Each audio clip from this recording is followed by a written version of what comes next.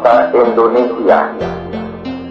Dengan ini menyatakan kemerdekaan Indonesia. Hal-hal yang mengenai pemindahan kekuasaan dan lain-lain diselenggarakan dengan cara saksama dan dalam tempo yang sesingkat-singkatnya. Jakarta, 17 Agustus 1945, atas nama bangsa Indonesia, Soekarno, Hatta.